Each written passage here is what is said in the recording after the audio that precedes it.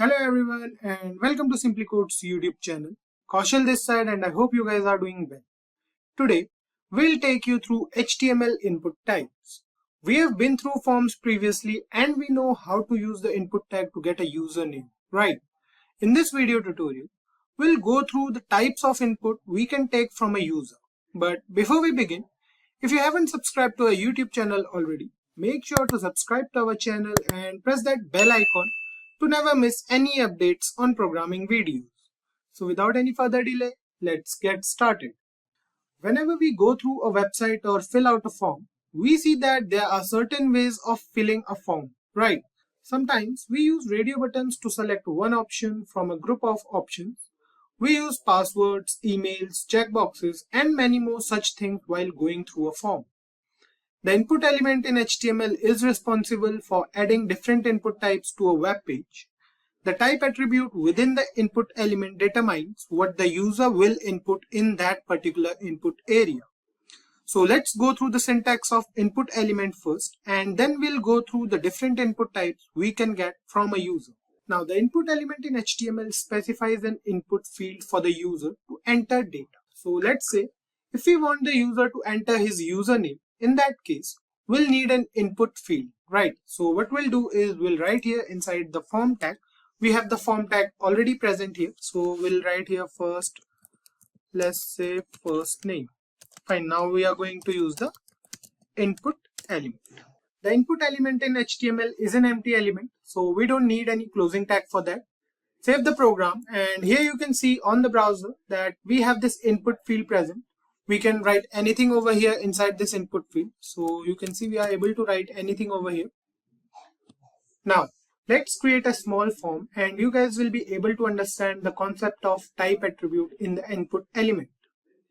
We'll create a form wherein we'll include different types of input areas for the user. So first of all, we'll write here first name and input. So we already have this written on a program. We use the label here as first name. However, we use the label tag for this task, but right now I don't want you guys to get confused. So we'll keep it like this only. Here we have used the label name as first name. So the type attribute will hold the value as text over here. Anytime we want the user to input values like name or any sort of text value, we use the type attributes as text. So what we'll do is we'll move to our input element and we'll write over here type. Type is going to be text first. Fine. Save the program and you'll see nothing happening over here as of now. You won't find any difference, and this is the default value of the type attribute as well. So we can write anything over here, like we can write any text value or we can write numbers here as well. So it's making no difference over here on the browser. Now the difference we'll see when we'll go through other input types. So let's move ahead and we'll now go through the button type first, or we can say the submit button first. So what we'll do is we'll create a submit button first. Fine, so we'll write over here, we are going to use the break tag for 2 times and we are going to write here input. Type is going to be submit for a submit button and we'll write over here value as submit. Fine, now save the program and you can see the submit button present over here on the browser. So this submit button generally submits the form. Like if we are writing anything over here, like we are writing any first name, submit it and you can see the page gets refreshed and there's no other value now because the submit button is on work and it submits the form. Fine. Now similar to a submit button, there's one more input type that also creates a button, but the task is a bit different. The value of the type attribute as reset will do some important things for us. For example, if we write here the same thing, so we are going to use the input tag again and here we'll write type as reset and let's give the value as reset once again. Fine, close the input element and save the program. So here you can see we have this reset button present over here. Now write something over here like any value or any name, click on reset and you can see the value of that particular field gets reset. Fine, we are done with the buttons. Now the next input type we are going to see is the password. So passwords are confidential, right? So we need something which can hide the user's password. HTML has an input type as password. So let's go through it. What we'll do is we'll add a label over here like we'll write a password first to let the user know what he or she needs to do. So then we'll write here input type as password. Fine. Now save the program, and here you can see we have another input box over here. So let's do one thing. Let's use the break tag here to keep the form neat and clean. So here you can see we have password over here. If we try to write anything over here, you can see that particular text or number, whatever we are using in password, is encoded. So we can write any name here, and here we have the password. Click on submit, and here you can see it says check your password. So there's an error over here. So you can see the password here is encoded, and HTML provides us with this feature. Moving ahead, the email input type. This type of input is used for emails. It validates the email address whenever the user clicks on the submit button. For example, we'll write here email. So we are going to create another input field. We'll use the input tag or input element. We'll write here type as email. Fine, save the program, and here you can see we have another input box over here. We'll copy these break tags from here and we'll paste them here. Save it, and here you can see it looks fine now. Now write an email over here, or just try to write a single word. So let's say we are writing over here Ram. We'll provide the first name as well. So we'll write here Ram, then we'll write here any password, let's say. Fine. So click on submit, and here you can see it says please include an @ sign in the email address. Ram is missing an @. So we'll include @ over here. Click on submit again, and here you can see please enter a part following @. So it will not allow the user to move ahead until the user enters a correct email ID. So let's say we are writing over here @gmail.com, submit it, and here you can see the form gets submitted. Fine. We have been through some important inputs till now. All of them we discussed till now are commonly used in every form we create. Now we'll discuss radio buttons. So radio buttons allow the user to choose a single option from a number of options available. For example, what we'll do is we'll go through the example directly. So we'll write over here, let's say input type is equals to radio, and then we'll write over here value. Fine. Value is going to be, let's say, HTML, and here we'll write HTML. Okay, so here we have a first radio button. So we'll write here once again input type is equal to radio. So we have done a mistake over here. We'll write over here value again. Value is going to be CSS, and we'll write CSS here as well. Now save it, and here you can see we have two options, HTML and CSS. Let's do one thing. Let's include one more over here. So we'll write here input type is equals to radio. Fine. Then we'll write here value, and let's say value is going to be JavaScript, and save it. And here you can see we have 3 radio buttons present over here. We are going to use the break tag here as well, and here you can see we have 3 radio buttons, HTML, CSS, and JavaScript. Now if you guys remember, we already said that we can choose any one option out of all the available options, right? So we are not able to do it here because of the name attribute. So for that we have to include the name attribute here. So let's say we are writing over here name as language for each of them. So let's write here name as language. Save it now, and now try to click on these radio buttons, and you can see we are able to select only one out of all the available options we have. Fine. So the name attribute plays a vital role while using radio buttons in an HTML form. Checkboxes also do similar tasks, but we can select more than one option at a time with checkboxes.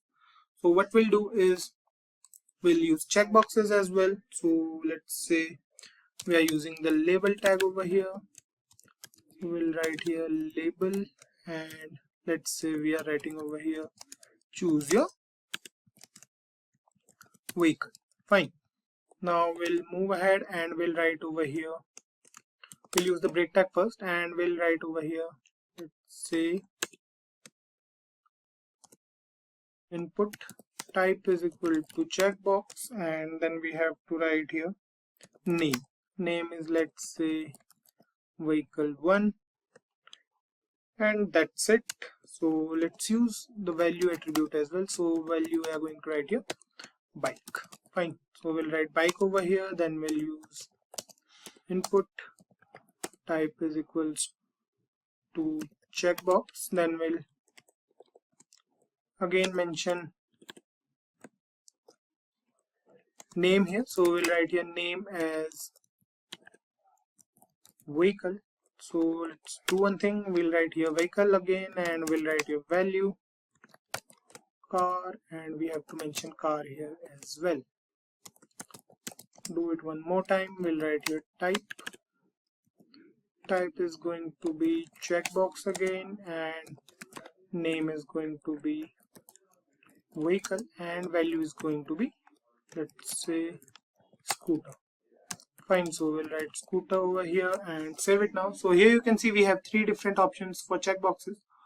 What we'll do is we'll put the break tag over here, save it now, and here you can see now we have bike, car and scooter.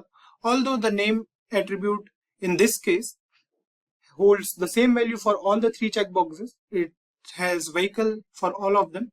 So but still we can choose, you can see, more than one option at a time. So this is the difference between checkboxes and radio buttons in HTML. The next input type we are going to use is the date type.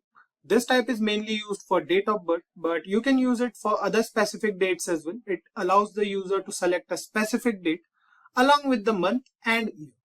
So what we have to do is we have to write here, let's write it over here, let's create an input box for date of birth of the user.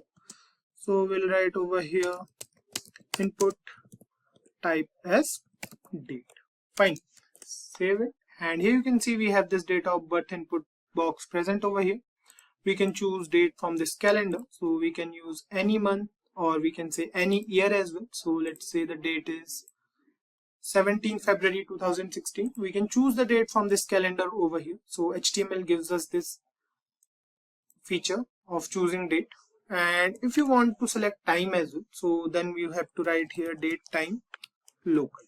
Fine, save it, and here you can see now we are able to select date along with the time. So you can see we can choose time as well along with the date. So here you can see the date is 5/7/2022, which is 5th of July 2022, and the time is 10:43. So it follows 24-hour format in case of time. Now the next type we are going to discuss is numbers. This input type describes a numeric input for the user. It does not allow the user to input any value other than numbers. So what we'll do is we'll go through the syntax directly. We'll write it over here. After the break tag, let's say we are writing phone number, and for this we are writing input type is equals to number, and that's it. Save it, and here you can see we have this option of phone number. So let's make it a bit cleaner, and now we'll try to write any text over here. So you can see we are not able to write any text. Now we'll try to write numbers, and here you can see it allows us to put numbers inside this particular input box. We are not able to print text over here. So this is why the input type as number is used for in HTML. The last input type we'll discuss is the file type. Sometimes we need to upload a file while filling out a form like a CV or something. In HTML, we can use the input type as file for this task. So what we'll do is we'll take you through the syntax for this as well. So we'll write over here select a file, and we'll write input type is equals to file. Fine. Save the program, and here you can see we have this choose file option present here on the browser. We can use it to choose a file from our system. So this is how the file attribute, or you can say file input type, works in HTML.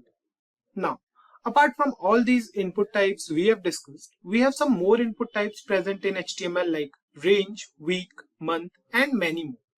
We can't discuss all of them in a single video, but whenever we'll go through any of them, we'll definitely take a look at each of the input types we use.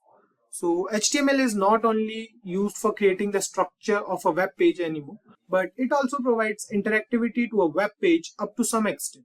So I hope you guys will learn something from this HTML tutorial. That's all for this video, guys. See you in another session. If you enjoyed watching this video, then do give it a thumbs up. If you have any doubts, do let us know in the comments below.